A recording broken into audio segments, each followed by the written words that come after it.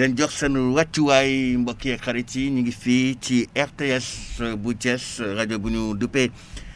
Thiès FM ngeen ñuy déglu ci téeméer tomb juróom-benn ñu am mbégte ànd ak yéen waaye lëkkaloo ak rajo yu nekk ci diwaan bi yëpp muy Sud FM Dunia Corkat Best FM Zik FM Walf FM xadi su ma fàttee benn nga fàttali ma ko en tout cas rajo yu nekk Thiès yëpp ñu ngi lëkkaloo ak ñoom ànd ak ñoom ci nag li nga xamante ni moom mooy émission de sensibilisation ñu àndandoo waxtaan xeex corona loolu nag ñu ngi ci ànd ak mairie de la ville bu Thiès ci njiit la monsieur Talla Sylla maire de la ville ñu koy gërëm di ko sant bu baax a baax di ko nuyu di ko ziar également moom ak équipe municipale bi muy àndal yëpp ci li nga xamante ni mooy innovation boobu mu def mbokki xarit yi dañ leen koy wax waaye dañ leen koy tuuti ne bamtuwaat muy lëkkale lépp lu jëm fii tubaab naan ko nasaraan naan ko synchronisation de toutes les chaînes parce que xeex bi benn la ñu boole doole yi tey nag ci studio bi maa ngi ànd ak Papa Charles Diaw ci wàllu xarale gi waaye ànd ak ki nga xamante ni mooy docteur Maison xadi yu ma nuyu la ziar la bu baax a baax jox la sa wàccuwaay. Papis Diallo maa ngi lay fay maa ngi nuyu képp nga xam ne waxtu wi da ngay jàpp bande FM yu nekk fii ci diwaanu Thiès ndax émission bi yaakaar naa ni 11h dem ba midi rajo boo taal. Émission yi nga xam ne rek monsieur le maire Talla Sylla moo ko dox wax ko ba mu sotti rek nga ciy déglu muy émission yoo xam ne day ñaax nit ñi ñeel ci jàngoro bi nga xam ne rek moo di coronavirus wala boog mbas mi nga xam ne moo di coronavirus monsieur le maire def ci lu am solo am initiative bu mucc ayib tey nag ci la ñuy waxtaanee ndax mbiru taalibe yi moom duñu noppi di ci wax am na fu mu jógee am na fu mu yegg si am na fu ñu jëm terewul ba tey nag bi la jàngoro mbas maa ngi fi. saa yoo xëyee suba déggu 10 heures rek tiit da ngay tiit ba doo bëgg a jóg sa kër ndax jaaxle ndax dafa mel ni nit ñaa ngi xeex wante mbas maa ngi fi maire Talla Sylla cant ngërëm ñel na la dalal nañ la ci SFM RTS ak ci yeneen i rajo yi. waaw soxna Khady sëñ Papi soxna Aminta ak ñi nekk ci technique bi yëpp maa ngi leen di nuyu waaye di bàyyi xel soxna Aïssatou Tamba mi nga xam ne mooy jiite kër gi di jaarale ci yéen nuyoo boo xam ne ñi nekk ci FM bi yëpp. ñoom laa ko jagleel waaye di jaar ci yéen it di nuyu waa Thiès di nuyu waa Sénégal te di leen massawu coono ci jamono bi ñu nekk ci jamono bu tar bi ñu nekk ci jamono jafe-jafe yi ñu nekk bis bu ne ni nga ko waxee ay xibaar ñëw mel ne lu dolliku ca yañ doon dégg te mu tiitale muy tiitaange gu mat sëkk gu yaatu ndax tey bokk na ci bis yi nga xam ne biñ ñu limalee ñi muy doog a dal maanaam def naa ne àggagul foofu. mooy record. defoon nañu diir bu yàgg sax. te amuñu woon lu toll noonu. mooy wane ne mbir maa ngi fi mooy wane ne it mbir mi day wàlle te ci contact lay wàllante mooy wane ni li ñu wax ne war nañu bàyyi xel digle yi di ko jëfee. te moytu tere yi farata pire la ci cadre boobu nag dafa laajaat nit ñi jàngat li weesu waaye bàyyi xel liy ñëw ba ñu seet comment réorganiser la société ndax mel na ni am na yiy jóg yoo xam ne suñ leen dabuwul seet naka la ñuy organiser wu waat mën nañu jëm vers une période boo xam ne défiance bi dina gën bëri. te mën na échappé. waaw léegi nag dama lay jox li nga xamante ni yow wax nga ko léegi muy li nga xam ne moom mooy waa kër docteur li ñuy wax ci bés bi 917 personnes la ñu testé 177 ñoo nekk cas positif je pense que ni comme ni ko maire bi waxee léegi depuis bi ñu commencé bi feebar bi ñëwee ci Sénégal ba léegi yeggaguñu nombre boobu quand même en un seul jour 177 cas positifs donc 0 cas importé 169 cas contacts suivis 8 cas communautaires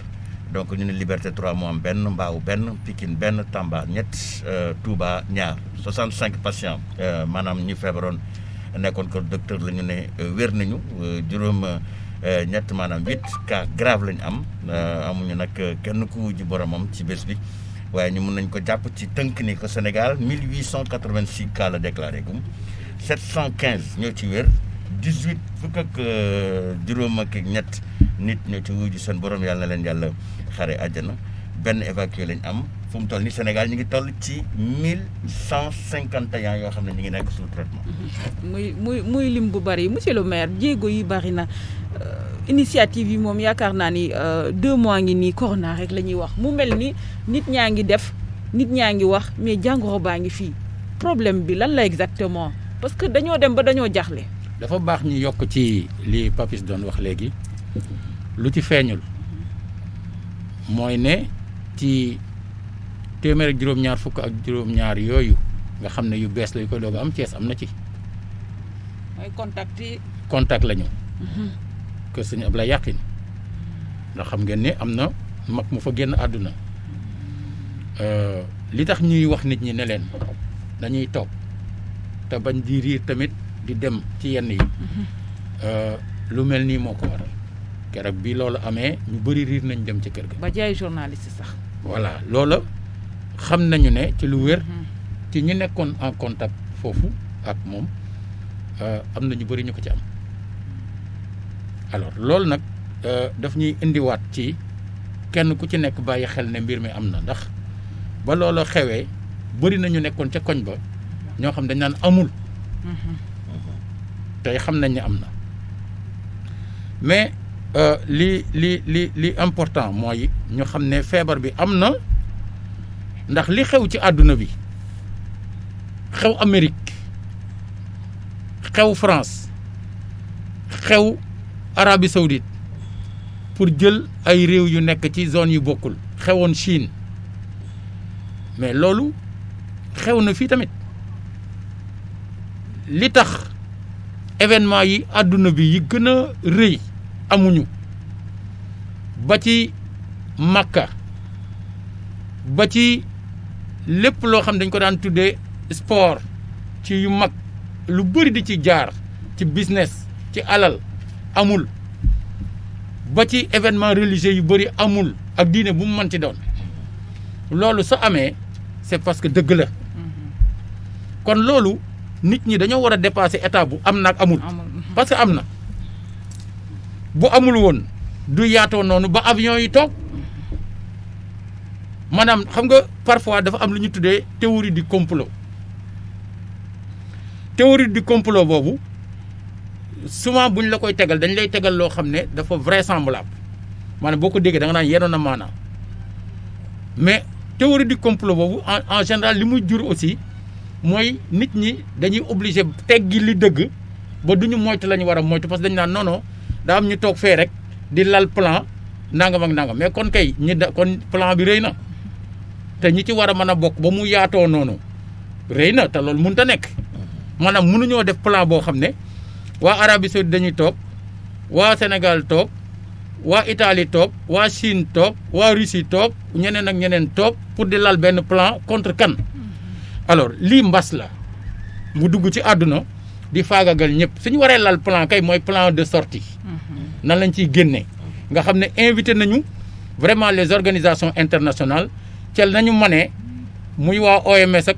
waa ONU ak institution yi nga xam ne yëpp dépendre nañ ca ONU ci ku ci nekk ca na nga mënee nga seet naka nga mën a fexe ba dimbali doomu aadama yi mobiliser les moyens nécessaires pour seet dëkk yi nga xam ne amuñu moyen ñu jàppale leen pour jéem a seet naka lañ ciy génne waaye kilifa diine it yi nga xam ne ñoom ñoo féetewoo ñaan ak wax nit ñi loo xam ne suñ leen ko waxee nit ñi jëfe ko ñu sàkku ci ñoom vraiment ñu dimbale ñu ci lu mel na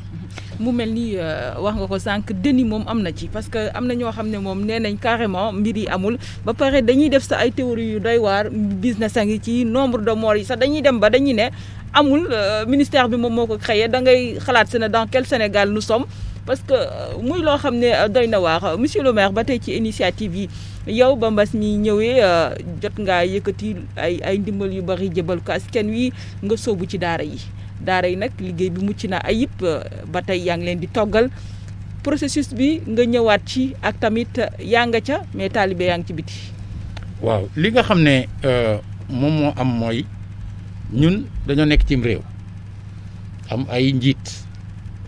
le 14 mars le conseil présidentiel daje nit ñi xalaat jébbal président mu dogal ba ñu dogalee ñun lañu war en tant que collectivité territoriale mooy lu ci suñu wàll ñu war ko jàngat loolu lañ def ba ñaari fan ya ca topp lañ taxawal comité de veille et d'action seet côté bu nekk suñu jëf lan la ca war a doon ñu nekk di ci liggéey ñu jaar ci fu bëri nag am action yi ñu def jëmale ci kilifa diine yi ci dëkk bi am action yi ñu def jëmale ci maire bi ci boppam lan lañ fa war a taxawee ba libérer 90% du personnel pour bañ dajaloo bi di am notamment à l'état civil def ay action aussi jëmale ci biir quartier yi ànd ko ak délégué de quartier yi ànd ko ak bàjjanu gox yi ànd ko ak ASC yi ànd ko ak yeneen kuréel yoo xam ne ñu ngi ci biir quartier yi mais mu am benn couche particulière bu vulnérable néew doole lool muy xale yi ci daara yi. mais nag ñu wax ne que taalibe yooyu yow en amont c'est-à-dire que bien avant mbas bi di ñëw amoon nga vraiment sa yéene ak sa taxawaay boo amoon parce que ñu ngi fàttaliku joxoon nga fi comme information ni sax am na foo jël terrain boo jël ba pare ba matériel bi commencé ñëw ba nga fas yéene defar kër xale yi parce que aussi tam c'est important ñi ñi xam ni que yow ak engagement boobu nga am ak li nga xalaat ci talibé yi daanaka du léegi rek loolu yàgg na. waaw xam nga liggéey bu nekk pour mu dox day am plan ba ñu nekkee ci mairie bi la ñu constaté woon ne xale yu bëri ñu ngi ci mbedd mi te xale yi ne ci mbedd mi du rek affaire taalibe am na xale yu ne ci mbedd mi te duñu taalibe am na xale yu ne ci mbedd mi leneen la leen dugal ci mbedd mi ñu jël ko jàngat ko gëstu ko liggéey ci dajale ñu bëri xalaatandoo ak ñoom ba ci la ñu amee projet wu kër xale yi vraiment ñu dem ba AGETIP ci boppam que je remercie au passage mobiliser des moyens pour tabax ko alors léegi ñu war koo tàmbali war koo def fële ca sud du stade matériel bi ku fa dem fekk ko fa comme ca wet gañ ña ngi fay tabax tamit centre de gériatrie muy hôpitalu mag ñi parce que ñëpp xam nañu mag ñi dañuy am xeetu feebar yoo xam ne maanaam du fu nekk lañ leen mën a faje alors ñaar yooyu dend ndax réew mu nekk dañuy bàyyi xel nit ñi nga xam ne dañoo vulnérable muy xale yi ak mag ñi alors ci biir loolu nag ba ñuy tàmbali kër xale yi ci la mbir mi xew alors bi mbir mi xewee dafay am beneen action boo xam ne du bokk ak action de fond et durable bi dafay doon action d'urgence comme dañu ne toog leen feebar bi li mu laaj mooy toog ba tax xale yi doon jàngi école ak ñu doon jàngi université ñu génne leen école yeeg université ñu ñibbi seen kër xam nga ñooñu dem nañu toog seen biir kër ñi daan jóge seen kër di jàngi ci yenn daara yi dematuñu toog nañu mais dafa am ñoo xam ne ñoom daara yi mooy seen kër ñoom foofu lañ ne kon ñooñu bu dee dañoo nekkoon ci daara internat foofu ñooñu amuñu problème puisque daara internat dañ ko tëggee ci anam boo xam ne ñoom am nañ lu ñu lekk am nañ lu ñu naan ci normalement moo am ñoo xam ne dañoo nekk ci daara ñu tudde daara yalwaan daara yooyu ñooñu dañuy génn yalwaan pour xéwlu delluwaat bokkul ak ñi ci rax nag te duñ daara te tuddee seen bopp daara te xaalis yëkkati leen ñooñu benn groupe la waruñoo xajamal ñeneen ña ca des te ñooñu léeg-léeg ñu jël xale yi liggéeyloo leen pour wuti ay ndox di jox ay chantier ak yeneen ñu ni mel pour wut xaalis jox waaje naan sëriñu daaral te nekku ko mais ñooñu nga xam ne dañu daan jóg dem yalwaani ñëwaat continuer seenum njàng teñ ne toog leen ñooñu dañu war a toog mais ñoom fu ñuy toog ci biir fa ñu dëkk muy daara ya ñu ni benn nañ ko set-setal ñu jàppale leen ci loolu ñaareel bi nañ leen dundal ngir ñeneen ña toog seen biir kër am na ñu leen dundal ñoom foofaay seen kër te xëy na amuñu ñu leen dundal ndax waajaluñu woon seen dund ndax dañ daan dem di yalwaani te ñëpp xam ko mais ci période bi nañu toog ñu dundal leen ca la ñu tàmbalee waañu daara ca départ ba ñu def test 2000 muy ñaari junni taalibe te su bëgg ñu def juróom-benn junni te su bëgg ca topp di jeudi 16 avril ñu def fukki junni ñu dem une semaine ñu gis na ay xale ngi ci mbedd mi ñu ëpp nag toog nañu mais ay xale ngi ci mbedd mi bañ jàngatee ci lañu gis ñaari yëf benn mooy am na ñoo xam ne duñu daara am na ñoo xam ne dañuy bàyyi xale yi di leen wutloo xaalis ñooñu ñu ngi seen kaw ànd ko nag ak waa kaaraange gi mu des beneen phénomène bu ñu sóoraalewul woon mooy ñi nga xam ne bokkuñu ville de Thiès mais daanaka Thiès lañ nekk muy quartier yoo xam ne dañoo bokk fi Fandène administrativement mais nekk Thiès comme ay Ngumsaan tey jii Peyku séeréer a ngi ni tey da ngay dem ba kër Thiem Soirée tey da ngay dem kër Massamba Gueye 2 wala Daaral Pël nga xam ne administrativement kër Moussa la bokk waaye Thiès la nekk ñooña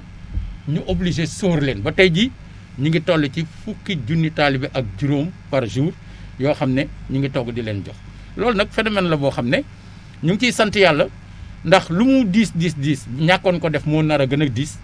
te yàlla ngi ciy dimbale ba ñu gis ne tey ji boo demee Tëngéej ñu ngi koy def boo demee Kaolack ñu ngi koy def boo demee Kaffrine ñu ngi koy def yàlla na gën a yaatu. Kaffrine moom ñu nga ca la ñu duppee sax ñoom lan lañ ko tuddee sax. repas communautaire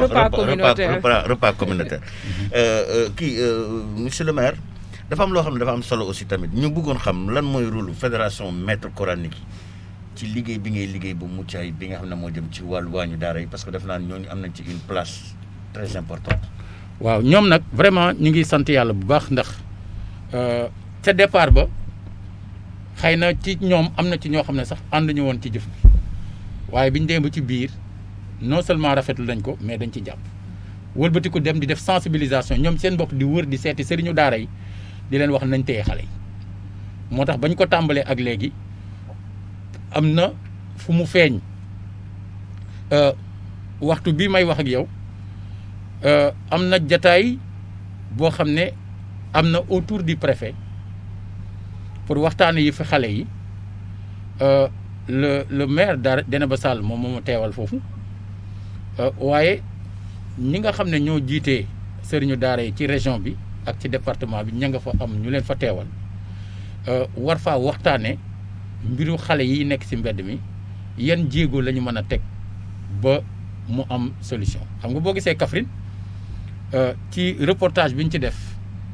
dañu wone préfet bi wone maire bi ñoom ñëpp ñu rafetlu repas communautaire yooyu ñu ko tuddee noonu te ñun ñu tuddee ko waañu daara rafetlu loolu l'objectif étant bu xale ne ci mbedd bi maintenant pour xale bañ a ne ci mbedd bi dafa am ay moyens yu ñu koy amee mooy ku nekk ci daara ñu fexe téye ko ci daara ji dundal ko koo xam ne dafa nekkoon ci mbedd mi te du mbirum daara ñu seet naka la ñuy mën a def ba jot ci moom yóbbu ko foo xam ne daañu ko sécuriser waaye foo xam ne aussi daañu mën a saytu wér-gu-yaramam parce que jël ay nit moom ci condition yi ñu nekk nii di jël di yóbbu feneen ci jamono feebar bi problème la ndax boo ko yóbboo ci dëkk ba nga ko yóbbu it danañ ko mettre en quarantaine te dañ ko fay dundal donc autant nga garder ko fi dundal ko veiller à ce que lenn du ko sonal lenn du yàq kaaraangeem te it côté santé am dina mucc ayib te du dem feneen di ko fa wàlle waaye du dem feneen tamit ñu di ko fa wàlle. waaw mu mel ni ni nga ko waxee sànq xam nga initiative yi ñoo ngi koy multiplier li ngay def ñu bari nga koy def wante terewul ministère bi nga xam ne moom la ñu jox xale yi ba ñuy def seen fiche nee nañ lu toll ci juróom fukki xale am nañ jàngoro bi nga xam ne moom moo di coronavirus. Ça veut dire que les initiatives se multiplient mais les enfants ba tey ñoo ngi ci mbedd mi te c'est ce qui est grave monsieur le maire. mais man nag lu ma jaaxal ci loolu Khady pourquoi ñoom seen bopp ñu xaar ba léegi nii ba waxtu taxaw na dañuy génne xale yi yu delloo leen ñu doog a génne chiffre boobu 50 xale am nañu coronavirus man am naa problème tuuti ci wàllum communication ci mbir moom. waaw xam nga li fi àdduna moom ñaara fi ne bu mbir xewee ñaar ngay gis ñaar ñi taxaw tem ak ñi tëdd ne nem léeg-léeg ci ñiy taxaw temm dina ci am ñoo xam ne yorewuñ sax responsabilité dafa fekk ñu gëm ne war nañoo taxaw temm rek ñu def ko ci ñuy tëdd ne nemm du rek ñi yorul responsabilité léeg-léeg nit yore responsabilité ba pare tëdd ne nemm di seetaan ñu di xaar ñu jox ko ordre. alors ci biir loolu ñun dañoo jàpp ne dañoo war a taxaw temm moo tax ba mu tàmbale ba léegi ñu ngi taxaw ci mbir mi di ci taxawee ni ñu ci war a taxawee ba keroog ñuy gis lu gën loolu ñu jël loola takk fa parce que li important pour ñun mooy taxaw temm ci loo xam dina aar nit ñi. maintenant mbiru xale yi soo seetee ministre bi ci boppam porté wul woon parole bi dañoo yabal ab secrétaire général. dañoo yóbbante. waaw dañoo yóbbante te am na mbir yi foo xam ne bu fa tolloo mu war a doon loo xam ne lu solennel la. jëwriñ jee war a dem. jëwriñ ji ki ñu xam ne moom moo jiitu moo war a fe mu mel ne ñi ngi def lu nu ñemewul alors loolu nag heureusement que boo jàngatee këyit yi li ñu bind mooy dañu war a fexe ba protéger xale yi nekk ci mbedd mi loolu la ñu bind objectif boobu ñëpp a ci d'accord te du lu bees nag maanaam tàmbaliwul bërkaati démb bi mesure bi dee génn ba ñu tàmbalee ak léegi ñu ci bëri ñu ngi ñuy seetaan amul benn institution bu jël genn wàllu walaatu diwlin ñëw ne yaa ngi ciy jàppale ville de Thiès ay citoyens ñoo koy def ak ay association vraiment ñu kontaan ci loolu nag ndax nit jël na bidon diwlinam amul paas kon xañ na boppam dox ba yegg si ñëw indi ko keneen indi 1000 francs keneen indi 5000 am keneen indi leneenam lu rafet la pour wane ne partagé nañu initiative mais su fekkee da ngaa jàngat lii ñu présenté ñu ni ministère bi moo ko joxe dañ ne dañuy lijjanti mbiru xale yi ci mbedd mi ñëpp d'accord mais da ngay dem ba ci biir ñu ni joxe nañu listu daara yi nga xam ne volontaire lañu xam nga kon amalgame mi nga am. volontaire nag. entre xale bi ne ci mbedd mi. ak daara yi volontaire au retour. xam nga kon jóge nañ ci xale ci mbedd mi dem ci daara mu loo xam ne doo gis lien bi puisque xale yooyu nekk seen biir daara mais newuñu ci mbedd mi ki ñu war a lijjanti mooy ki ne ci mbedd mi que mu nekk ci daara ku mu nekk ci leneen que mu jóge ci kër nekk ci mbedd mi. est-ce que base de données yi nga utiliser yi nga am yow. waaw mooy suñu ba fàttali naa ko suñu première émission bi Khadim naan la boo demee bureau maire yu mu taf ak nan nga ko doon wooyee sax yu mu taf ak. cartographie daara maanaam cartographie étude bi ñu ci def. bu am solo boobu ànd ceeg sëriñ daara yi ànd ceeg bàjjenu gox yi ànd ceeg chef de quartier yi est-ce que étude boobu base de données yooyu ñi nga xam ne ñoo nekk ci kaw di jël ay décisions est-ce que ñooñu taxaw téye nañ ci loolu pour mën a exécuter li nga xam ne moom lañ bëgg a def. xam nga di nga am décision bu baax maanaam président dañ ko sensibiliser pour ne ko xale yi ci mbedd mi seen situation mu sensible ci loolu ne nañu protéger xale yi ci mbedd mi c'est ça l'objectif da koy santaane ñi mu ko sant mais bala ngaa jëfe da ngay am plan de mise en œuvre donc foog nga seet lii ñu ma sant léegi nan laa koy jëfee dafa mel ne rek ci lii jaxate yooyu gën a bëgg ay xewlu tey ji boo santee ka lay duggal marché ka lay toggal nga ne ko nangam laa bëgg dafa naan bu ma demee marché war naa jënd lii war naa jënd lii war naa jënd lii war naa taal waxtu yi war naa ko defee nii war naa ko defee nii ba waxtu yi ma yàq ko tegee ko nii maanaam il faut mu am aw defin mais soo bëggee tëb defin woowu nga tëb ko bëgg mu nekk du nekk ndax tey jii bu fekkee dañ ne dañuy delloo xale yi mais da ngay xam xale yi fuñ ne ak fuñ jógee parce que boo leen di delloo da nga leen delloo fañ jóge woon mais yow boo xamul par exemple tey jii daara xamoo fu daara ne daara bu nekk ña fa nekk kon xamoo nuñ toll ña fa nekk même bu ñu xamee nuñ toll xamoo fuñ jógee mais boo leen delloo foo leen di delloo 552 communes ñoo am Sénégal mu juróomi téeméer ak juróom fukk ak ñaar fu ne am na daara fu ne laa la wax am na daara. ay daara. ay daara léegi daara ju nekk am nangami taalibe yu fa ne léegi tey l'objectif c'est de dire xale yi ne ci mbedd mi la ñuy gën a mbedd mi wala dañu fay bëgg a jëlee daara yi dañ ko fi mën a jëlee. kon yaa nuance ñaari. voilà léegi nag moo tax il faut pas amalgame am je pense que tey boo demee Kaffrine la ñuy wax te loolu la ñuy ñaan aussi fii ci waxtaan wi am waxtu wi may wax ak yow ci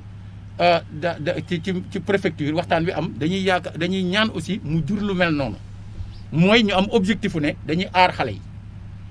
mais aar xale yi aar ñëpp nag fexe ba ñu nekk ci bañ a nekk ci mbedd mi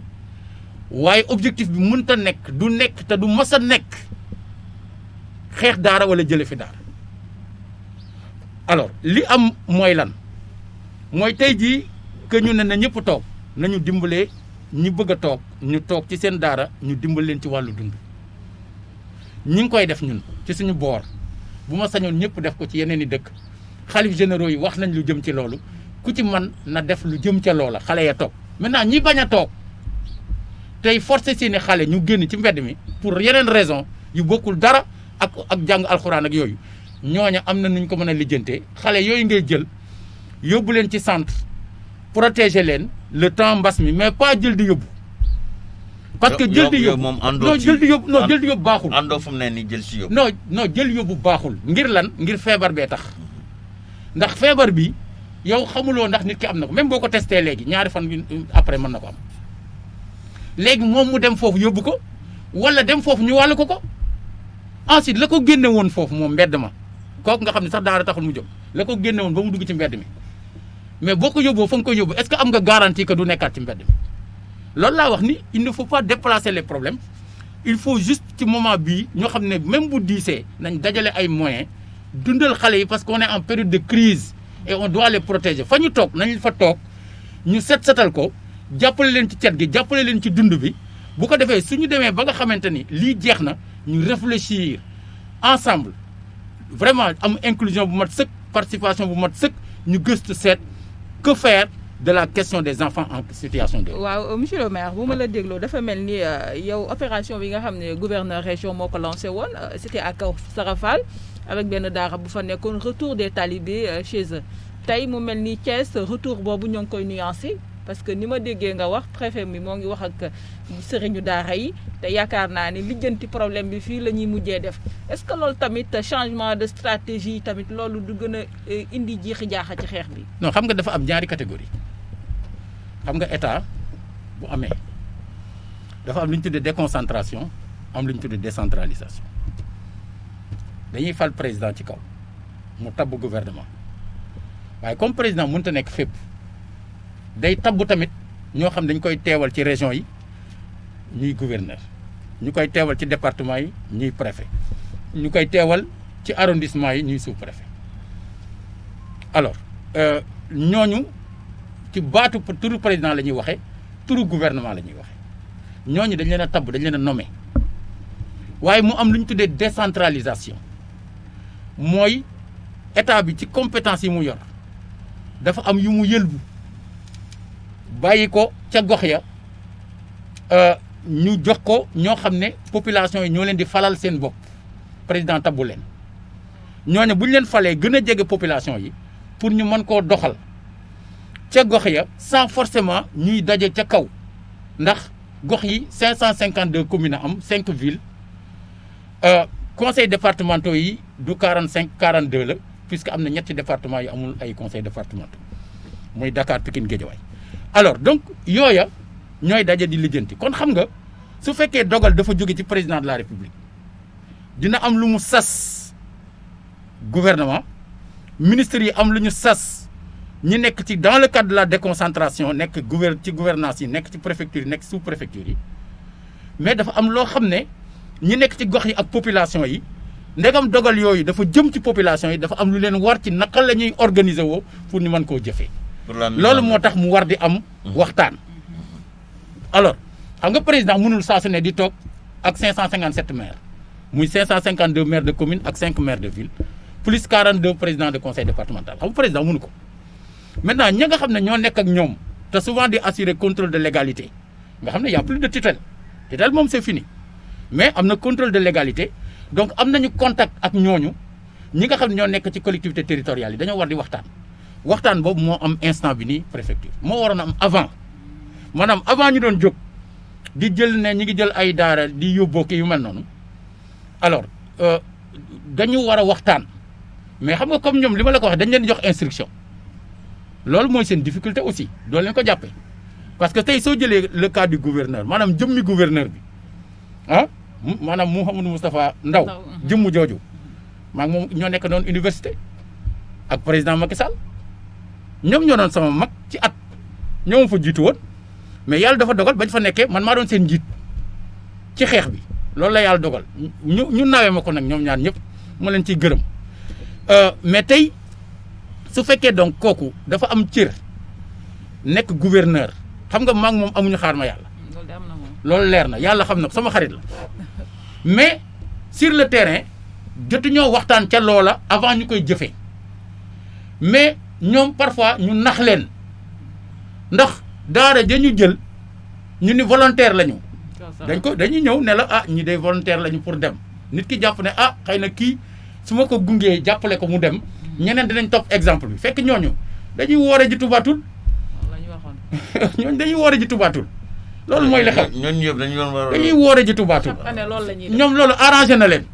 donc ñoom si yoon bi la leen fekk yu bari. non dañ leen a arrangé xal ci contexte bi ñu nekk état d'urgence ay affaire autorisation nangam ak nangam mu arrangé leen moo tax keroog may wax ni est-ce que bi boobu amee beneen topp na ci beneen topp ji. dégguñu ko ba tey. voilà loolu mooy affaire bi léegi nag mais dafa mel ne waxtaan nañu quand même bon préfet moom mooy gën a liggéey ak ñun puisque préfet mooy liggéey ak maire yi ville alors sous-préfet yi liggéey ak maire commune je dois le dire moom itam suñu nit la suñu xarit la noo bokk dëkk bi et comme ñoo bokk comité départemental de gestion des épidémies vraiment depuis le début amul lu mu ciy def te du ci wax ak ma rafetlu loolu bëgg tamit kilifaam gouverneur xam loolu ne mi ngi koy def ci anam yi gën a rafet tey jii balaa muy woote daje bi sax wax na ma ko ma jox ko ci sama xalaat xelal ko ci wool kii ndax ñii concerné na leen et effectivement daf leen a woo c'est comme ça que ça doit se passer collaborer waxtaan bu ko defee lay jóge ci kaw te ñoom ñu xam ko muy instruction ak liy jóge ci suuf muy situation bi ak réalité yi ñun ñu xam ko suñu toog a teew ci benn jataay suñu waxtaanee dañ trouver solution l'objectif c'est quoi 0 enfant dans la rue on est d'accord on y travaille ensemble ñun am nañ benn méthode ñu ngi koy def et ça donne des résultats parce que ku xamoon Thiès ak li fi xale yi doon nekk ci mbedd mi xam ne am na lu fi xew alors loola nan lañ koy dooleele xam nga dem nañu ba xam man dama am samay façon comme toog naa lu mat presque weeru waañu daara maanaam genn wàllu liibaru ceeb jógewul ci ay ni gouvernance ni feneen pour ñëw ci yëf yi léegi moment boobu man dama yëg sama bopp man dama lay wax soxlawuñ ko ñu ngi dem ci ñi nga xamante ne ñu ngi dund mbiru daara ñu ngi dund mbiru jàppale xale yi c'est-à-dire que ñoom seen walaatu diwlin yooyu ñu ñuy jox moo ñu ëppal njariñ xëy na sax 80 saaku ceeb yu nit ñëw duñu ko jox te nekkul ci xolam du dëgg maintenant je suis convaincu qu'à la suite de la réunion d'aujourd'hui je l'espère dinañu dépasser situation boobu nekk ci terrain bi di liggéey wan exemple boo xam ne ñooñu ne ca ministère ba wër ministre ba ñoom dinañu gis ne defee ko nii moo gën a yomb parce que ñoom nañ ko bëgg a defee mënut a ne maintenant nañu jël xale buy taxawal ci mbedd mi yóbbu ko ñëpp d'accord nañu mais bu ko jël ne da nga koy yóbbu dëkk ba mu jógee parce que ñenn ñi jógewuñu Sénégal te moment bi kenn du nangu ñu jël kenn di ko jël ci benn dëkk bu am corona di ko yóbbu feneen nañu bërëb yoo xam ne dañ leen fa war a mën a confiner nañu seet bërëb yoo xam ne bu ñu wóoluwul daara yi foo daara yenn yi ñu nekkoon bu ñu leen wóoluwul ndax sëriñ boo fa nekk du sëriñ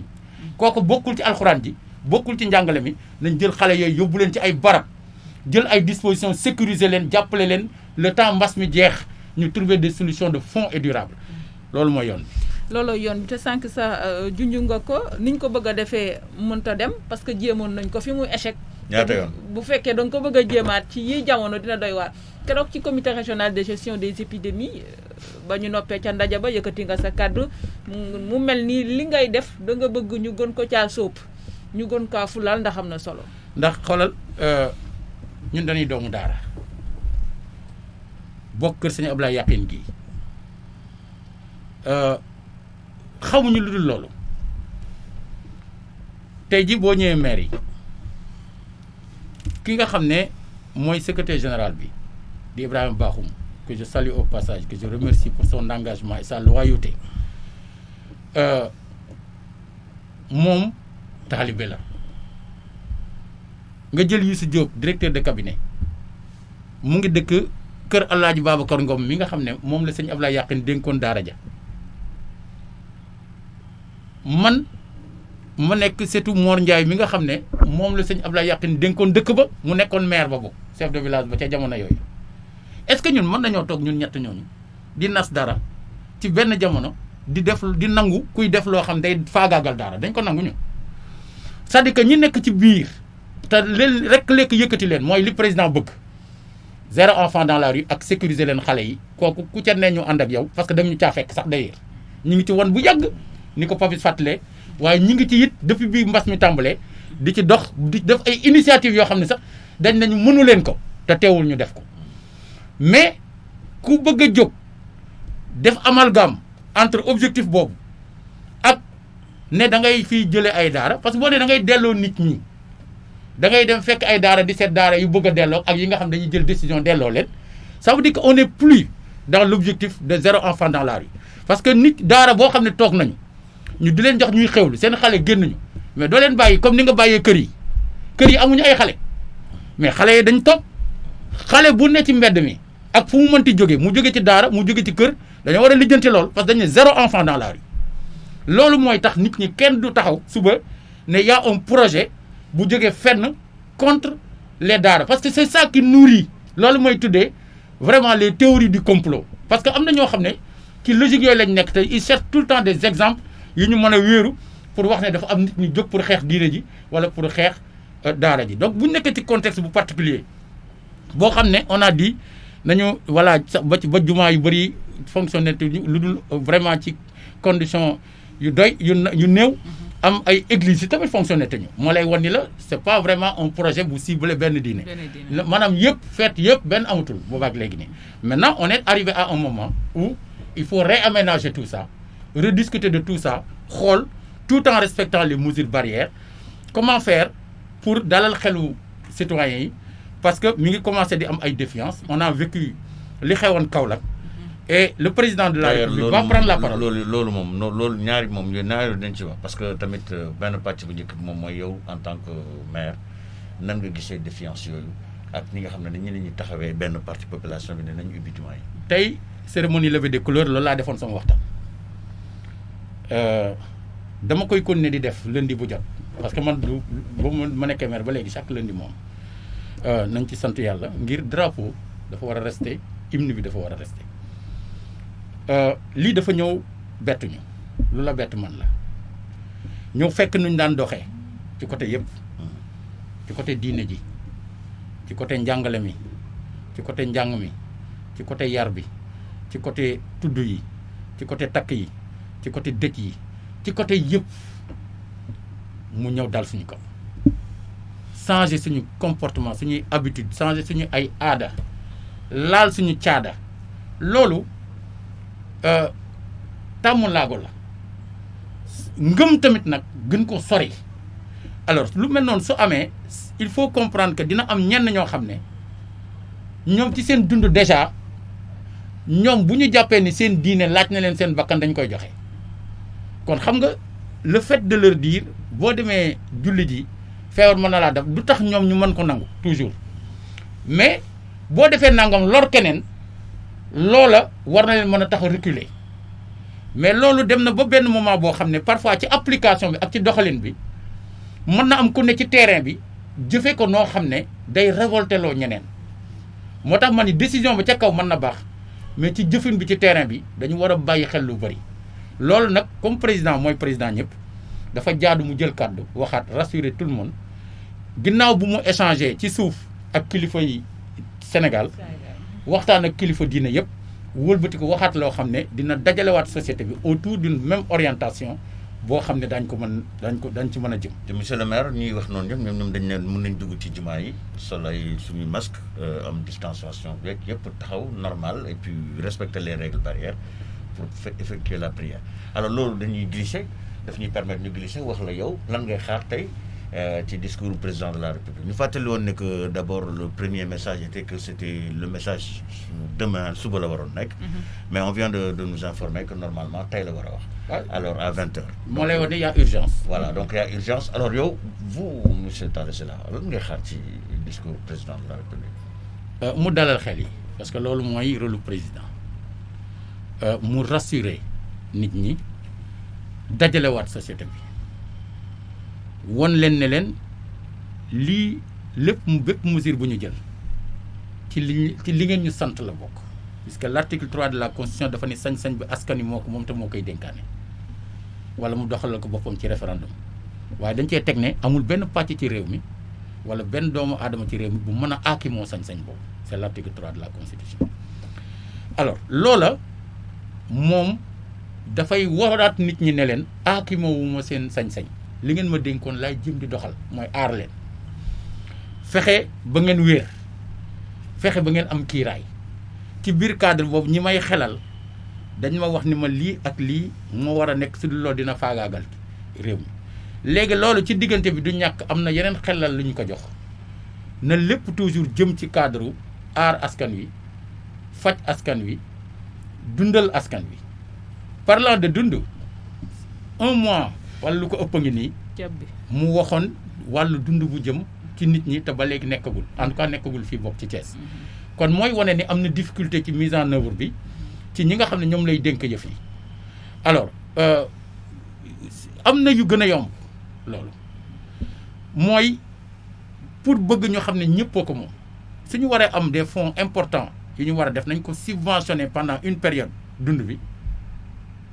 wàññi ko nga xam ne kenn du ne dañ ko jox catégorie bi bàyyi catégorie bi mu indi coow ci dëkk bi kañ boo dem am na problème tey village boo dem am na problème tey ndax dañoo tànnaloo ay nit yu dëkk ca koñ ba ne leen ci biir ñi ko yeyoo jël leen ci téeméer te fekk xëy na 2 téeméer yeyoo nañ ko tànn boobu lu jafe la te luy tas société bi la yooyu yëpp pour man daf ci war a wax ñi ngi ci jamono koor. kon yow mu wàcce woon njëgu denrée yi de première. waaw loolu laa gën d'accord maanaam xëy na pas mais te nit ñi mu leer seen bopp aussi que ni c'est pas parce que wàcce na ko ci jamono mbas mi que bu mbas mi jeexee voilà parce que en réalité ñi nga xam ne ñoo doon liggéey investir seen xaalis ci mbir mi du ñoom ñooy perte mais dañuy jël xaalis bi maanaam def ko ci ngir mu wàcc diirub la mu mën a ne suñ ca waree yokkaat ñu yokkaat te fekk ñi ngi war a supporter loolu bu ko defee ñu jël ay mesures pour éviter aussi que ay nit dem jël seen alal dem jënd dund bi denc ko xam nga c'est loolu aussi c'est important mais loolu état bi am na capacité gérer beneen bi mooy ci couvre-feu bi je sais que ci jamono koor gi ñun dañuy jot ay plainte yu bëri ay demandes yu bëri ay xalaat yu bëri ndax mënuñu ko réaménager mais loolu lépp waxtaan la mais loolu wàllam la moom ak ñi nga xam ne ñoo koy xelal ci wàllu sécurité ci li mën a nekk je pense que tey ci kàddu gi nga xam ne moom war na ko jël war na dala xel nit ñi ci yooyu ensuite li ñuy wax ne école dañ ko war a ubbi ñenn ñi wax ay 2 juin ak yooyu. loolu moom bëgg naa si vraiment non pour man sa xalaat non pour man teel na waaw pour man teel na pour man sama xalaat la kon na nga bokk si ñuy wax ni loolu dañuy yaakaar dañuy yaakaar 2e vague de contamination bi ñëw. non wóorul c'est-à-dire que gis nga dañuy dafa am loo xam ne moom prudence da ci am solo tey gis nga cas yi nga xam ne moom la ñu am 177 ba mu tàmbalee ba léegi mosoo ko dégg te Sénégal am na fi corona mu toog ab diir tey mu yegguloon sax 177 cas donc su amee ça veut dire que des na ci biir réew mi cas communautaire yi nga xam ne chaque jour mu am lu ci feeñ dafa feeñ parce que dañ leen a testé mais am na ñoo xam ne ñi ngi moom te testé wuñu leen donc suñu leen testé woon mu ëpp loolu kon nit ñi xam ne mbir maa ngi ci biir réew mi xëy na ci àdduna bi réew ya nga xam ne ñoom ñi ngi cay tudd cas yu bëree bëri c'est parce que ñoom dañoo am capacité aussi tester nit ñi en masse ba mën a xam ne ay milliers de personnes ñu ngi leen di dal wala ay dizaines de milliers wala centaines de milliers mi ngi leen di dal ñun ñu bëri testé wuñu leen souvent liy xew mooy ñu dit feebar ñu jël ko xool ko wala diw affaire bi dal ko ñu xool ay contactam ñu seet ci ñooñu mais test à grande échelle amul ba ñu war a mën a xam réellement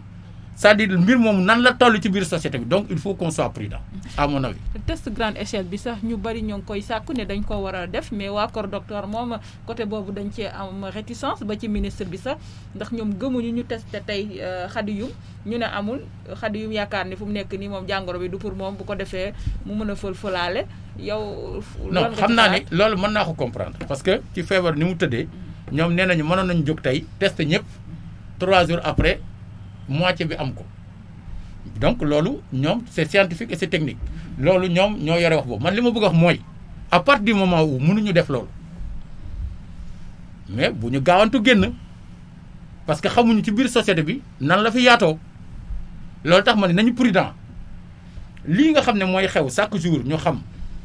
nangam bi dal na leen ci lu bees nangam bi wér na il faut travailler sur les deux leviers benn bi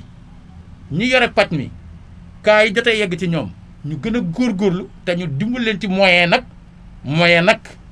ngir loolu mën a am 64 milliards 400 millions 64 milliards 400 millions yi président tuddoon le 3 avril ne dañ ko jagleel santé bi na dem ci santé bi ci kaw ak ci suuf nit ñi mën cee jot ñu mën a gën a góorgóorlu ci bu ñu jotee ay cas ñu teel leen a faj ñaareel bi ñu mën a teel a gis ñi nga xam ne ay contact la ñu woon parce que y a des moyens mis en œuvre